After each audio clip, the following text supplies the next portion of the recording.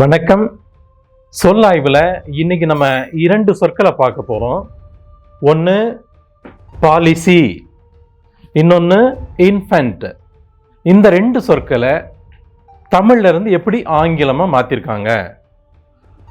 நம்ம தமிழ் சொற்களை இந்த வரி வடிவத்தில் எழுதிட்டு கலைச்சி புதிய புதிய சொற்களை உருவாக்கிறத நான் நிறைய காணொளிகளை விளக்கியிருக்கேன். அதாவது தமிழ்ல இருந்து மாற்றிருக்காங்க அப்படின்னா உங்களுக்கு ஆங்கில மொழி மீது மதிப்பு இருக்காது. அதனால தான் அவங்க என்ன செய்கிறாங்க அப்படின்னா மறைச்சிட்டு இங்கே எப்படி சமஸ்கிருதத்துலேருந்து வந்ததுன்னு ஒரு பொய்யை பரப்பி வச்சுருக்காங்களோ அதே போல் அந்த ஐரோப்பிய மொழிகள்லாம் வந்து தமிழ்லேருந்து உருவாக்கிட்டு அங்கே வந்து லத்தீன் கிரேக்கத்துலேருந்து வந்ததா பொய்யை பரப்பி வச்சுருப்பாங்க.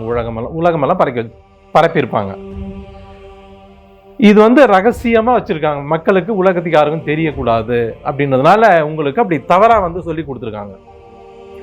இங்கே பார்த்தீங்கன்னா ரொம்ப சின்ன இந்த திரிபு வகைகளை பயன்படுத்தி இப்போ பாருங்க, இந்த கொள்கை, கோயில்கை, அதாவது ஆங்கில மொழி வந்து எப்படின்னா தமிழுக்கு எதிரான ஒரு மொழி, தமிழை அழித்து உருவாக்கப்பட்ட ஒரு மொழி. ஏன்னா நம்ம என்ன இப்போ கை அப்படின்னா அவன் சை என்னுமா, நம்ம சை அப்படின்னா அவன் கை என்னுமா, நம்ம இல் அப்படின்னா அவன் இன் என்னுமா, நம்ம இன் அப்படின்னா இல் என்னுமா.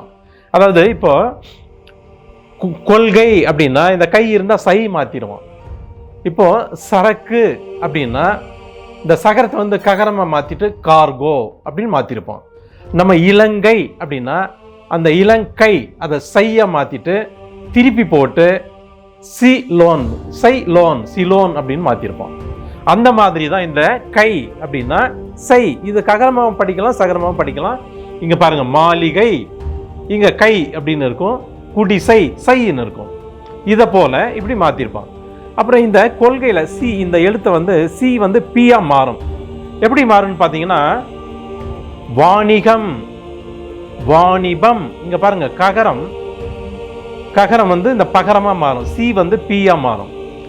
இந்த சி பியா மாறுறதுல இந்த எஃப் பி பி இந்த எழுத்துல எது வேணாலும் மாறும். பாருங்க, இந்த சொல்ல வந்து சிய பியா மாத்திருக்காங்க, இங்க பாத்தீங்கன்னா சிய எஃப்ஆ மாத்திருக்காங்க. இதுக்கு இந்த ககர சகர பகர திரிவுன்னு பேரு. அதே போல இந்த இல் மெய்யெழுத்தை வந்து பாருங்க, இந்த மாதிரி இக்கு, இங்கு, இச், இட், இன், இந்த மாதிரி எழுதி உருவாக்கியிருப்பாங்க. இப்போ நம்ம உள்ளே அப்படின்னா இந்த இல், அது ஆங்கில மொழி வந்து சுருக்கியிருப்பாங்க, தமிழ் சொற்களை சுருக்கியிருப்பாங்க. நம்ம உள்ளே அப்படின்னா இந்த இல்ல லகரத்தை நகரமாக மாற்றிட்டு இன் அப்படின்னு சொல்லி கொடுப்போம். நம்ம இது அப்படின்னா பாருங்க, இது அதை இந்த ஒரு எழுத்தை விட்டுட்டு இது அப்படின்னா இட் அப்படின்னு சொல்றது. இட்டுன்னா இது அது, அது போல சுருக்கியிருப்பாங்க. அதே போல தான் பாருங்க, இங்கே இப்போ இப்படி மாற்றிட்டு இந்த இல், அதாவது இந்த இட்டு இன் இல் இந்த மாதிரி எழுதிட்டு பிறகு பாருங்க பிஓ எல்ஐ சிஒய் இப்படி கூட்டி எழுதணும்னா பாலிசி அப்படின்னு வரும்.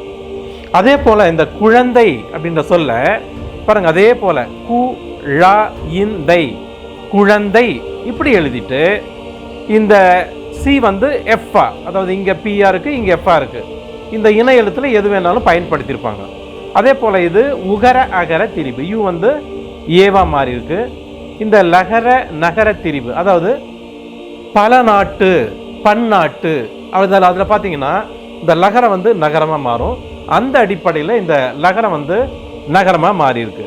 இப்ப பாருங்க, இப்படி எடுத்துக்கணும், ஐஎன் எஃப்ஏஎன் டி இந்த எண்களின் வரிசைப்படி கூட்டி எழுதணும்னா இன்ஃபென்ட் அப்படின்ற ஆங்கில சொல் வந்துடும். தமிழ் சொற்களை இப்படி மாத்திட்டு ஆங்கிலமா உருவாக்கியிருக்காங்க. இன்னைக்கு இந்த இரண்டு சொற்கள் பாலிசி, இன்ஃபென்ட், இந்த சொற்கள் எப்படி தமிழ்ல இருந்து மாத்தி உருவாக்கியிருக்காங்கன்னு உங்களுக்கு தெளிவா விளங்கியிருக்குன்னு நம்புறேன்.